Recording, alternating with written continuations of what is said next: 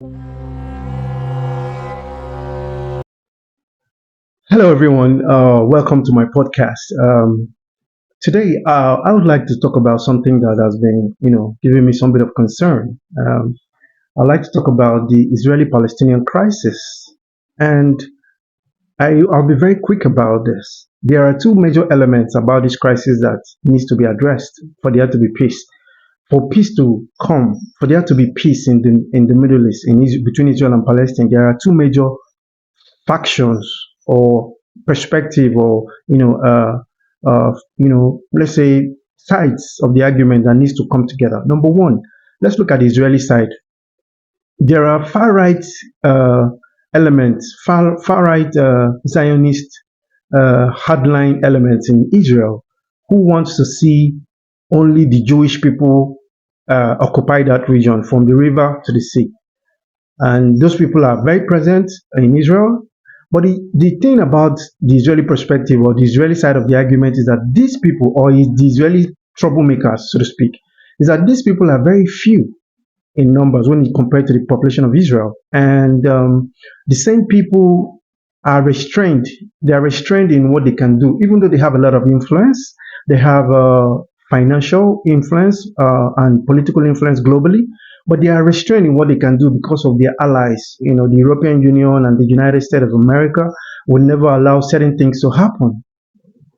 But on the other side of the argument, the Palestinian side of the argument, you have the Islams, you have Muslims all over the world who, the reason why I decided to talk about this is whenever I look at the protests, pro-Palestinian protests across the world, what I see is that 90% of the people who protest are Muslims.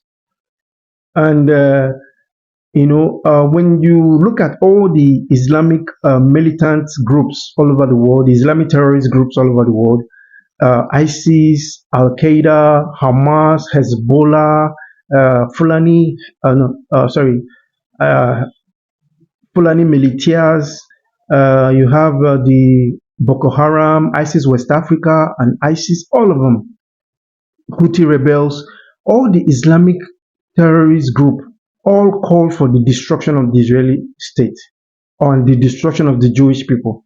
The same goes for the Iranian state, the only Shia Islamic state in the region, openly calls for the destruction of the of Israeli state.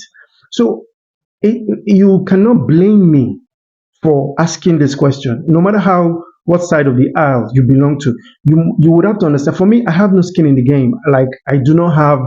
I'm not in support of Israel. I'm not in support of Palestine. I'm against the destruction of lives.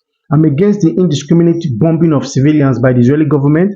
I'm against the killings, terrorist activities by Hamas against Israelis and Hezbollah against Israelis. So I have no skin in the game. But I ask, why does it seem like the Muslim community or the Islamic religion has a genocidal intent towards the Jews? I think that this is my observation. I could be wrong. So if I'm wrong, if you're a Muslim and you want to correct me, I have a lot of Muslim friends, Malik, Abdul, Karim, these are my friends. I've discussed this extensively with them. They believe it's not true. But the evidence seems to be glaring. The evidence is clear that there is some sort of intent by Islam as a religion to want to, harm or have a genocidal intent towards the Jews.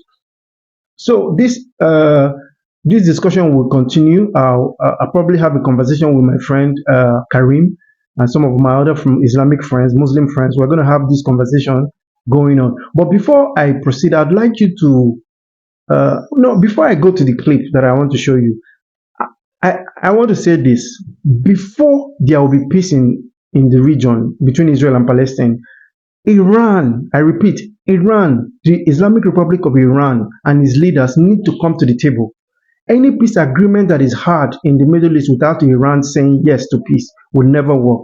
You see, because Iran controls the Houthi rebels, Iran controls Hezbollah, Iran controls Hamas, and so many other, and the Iranian National Guard, Revolutionary Guard, and all the major militant groups in the region are controlled by Iran. And all these militant groups are calling for genocide against Israel. So for there to be peace in Israel, for there to be peace in the region against between Israel and Palestine, there has to be an Iranian government who is openly in support for peace.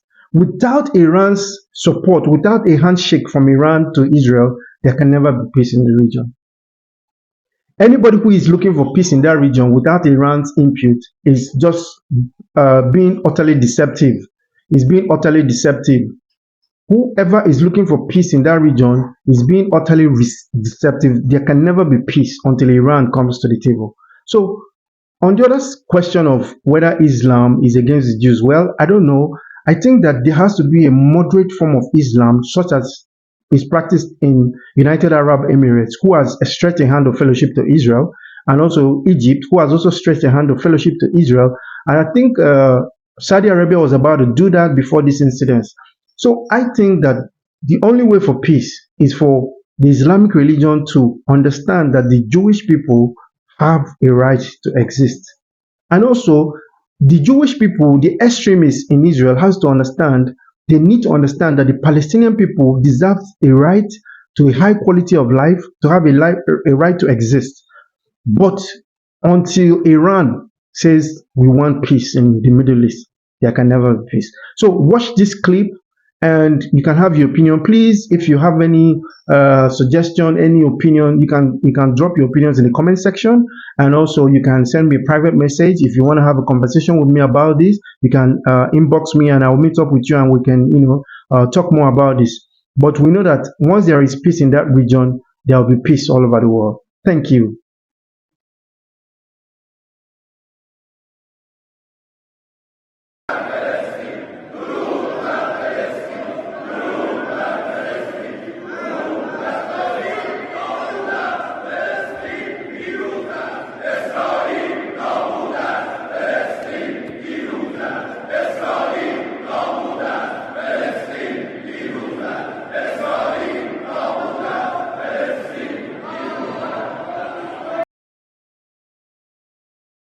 Jews did, and even adopted many Jewish customs. He and his followers prayed toward Jerusalem, fasted on the Jewish Day of Atonement, and adhered to dietary laws that shared striking resemblance to Judaism's dietary laws, kashrut.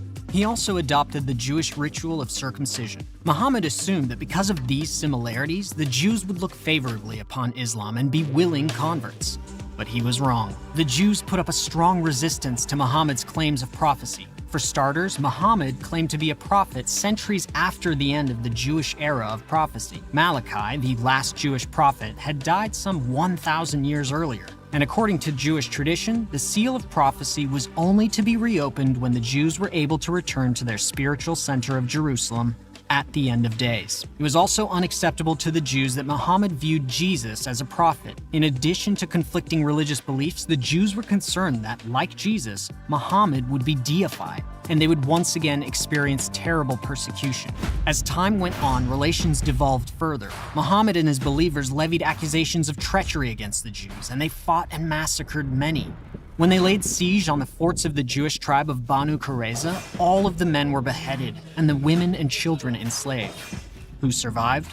The few who agreed to convert. Muhammad reportedly said, "Had only 10 Jews or 10 rabbis followed me, every single Jew on earth would have followed me." In 628, Muhammad's now 700 followers attacked Khaybar, the largest Jewish community of the Arabian Peninsula, and burned down their date palm groves, destroying their main source of livelihood. The Jews were then forced to surrender and give up 50% of their harvest as a form of taxation. This tax, known as the jizya tax, was a means of humiliation and discrimination that would endure for centuries in Islamic law. After his death, Muhammad's followers continued to conquer the Middle East, both militarily and ideologically. Within 10 years, they conquered the land of Israel, then known as Palestine, Syria, Egypt, Mesopotamia, and Persia.